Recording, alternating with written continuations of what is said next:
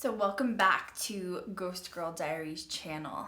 So this kind of correlates with a couple of the other videos that I've made, but I thought I would extend it more because I'm getting more questions and people are really excited that I'm willing to answer some of the behind the scenes of reality television in paranormal. So I feel really bad because in a couple days it's going to be Christmas of 2015.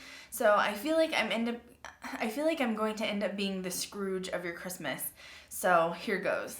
So for a long time, obviously, I was really hustling and trying to get a paranormal television show, be in a television series. I didn't really want to be cast for one. I kind of refused to be cast for one because I didn't want to be scripted, as you guys know, and I have turned several shows down for that reason because it can't be scripted other than voiceovers, which everyone does voiceovers, especially in TV. So the only way I can explain the paranormal industry along with the people in it, and I am not going to be mentioning any names, however, this actually doesn't have to do with Ghost Adventures for the record because I only hung out with Billy and Zach on set with Paranormal Challenge. I did see them a few other times with Dave Schrader's events that he had, and I did get to hang out with them then, but this is not about Ghost Adventures. This is about other people in the paranormal industry.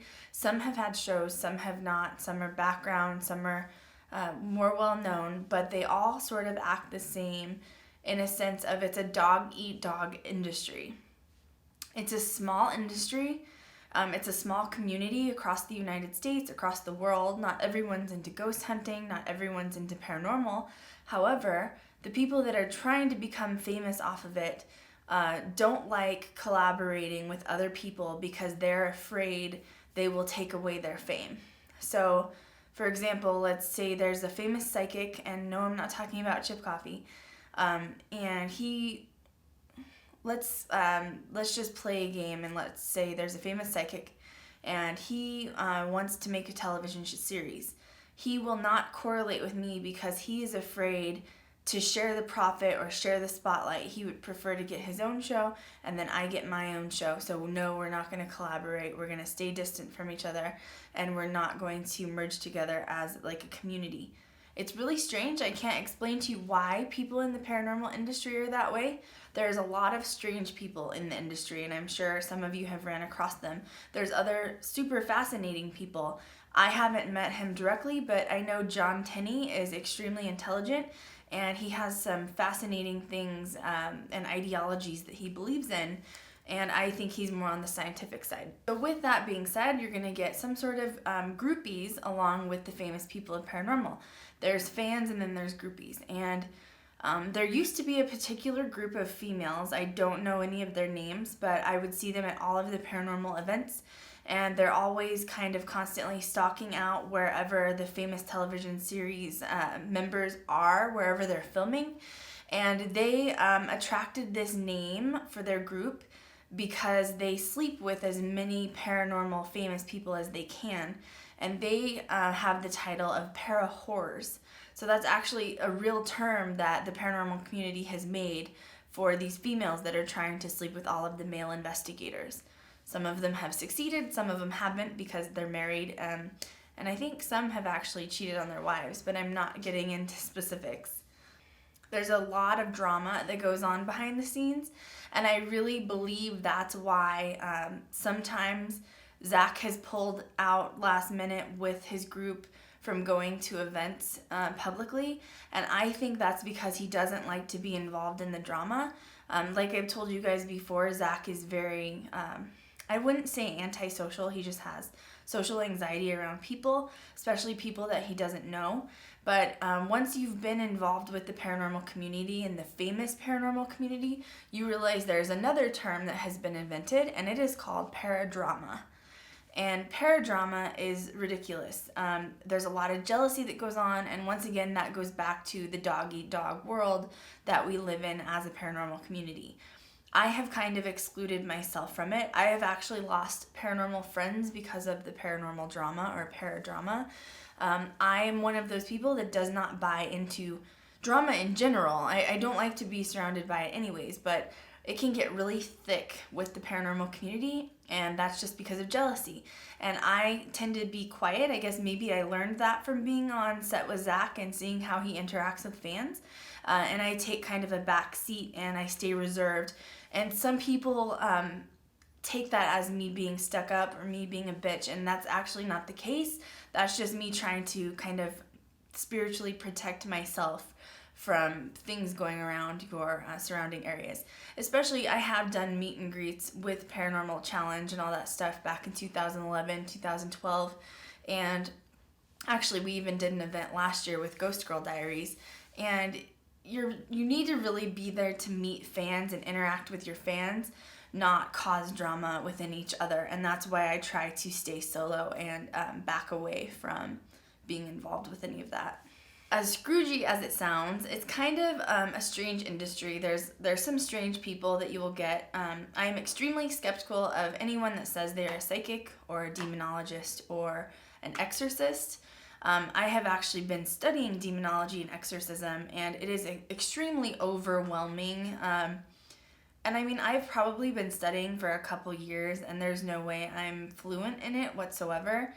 The reason I decided to study demonology was because I had a case in Colorado, and there was such malevolent things going on and dangerous things going on that I had to turn the case down. And luckily, the woman that I was working with, we're still friends, we're in communication, and she understood that I didn't want to go in and do the wrong thing and it would cause things to be worse.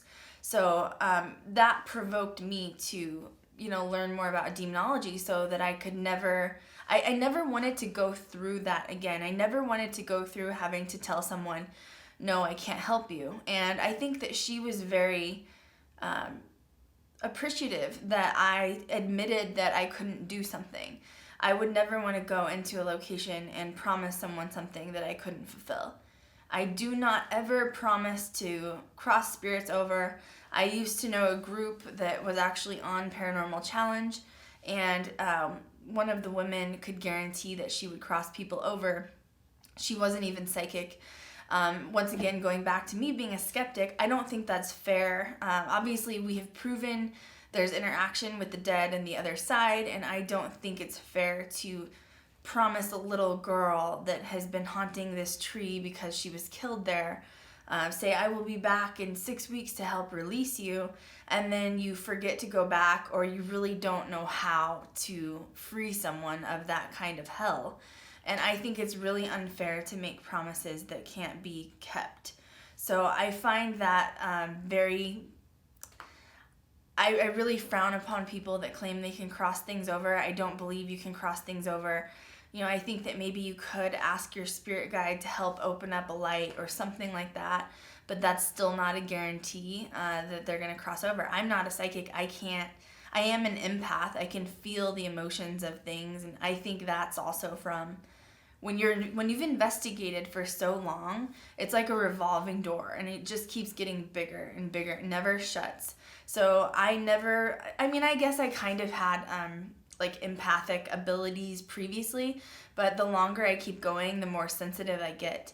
But I'm definitely not a psychic by any means. I can't see the future. I can't, I do have weird things happen sometimes, but it's not something that I can ever call out immediately. It's not something that is consistent, unfortunately.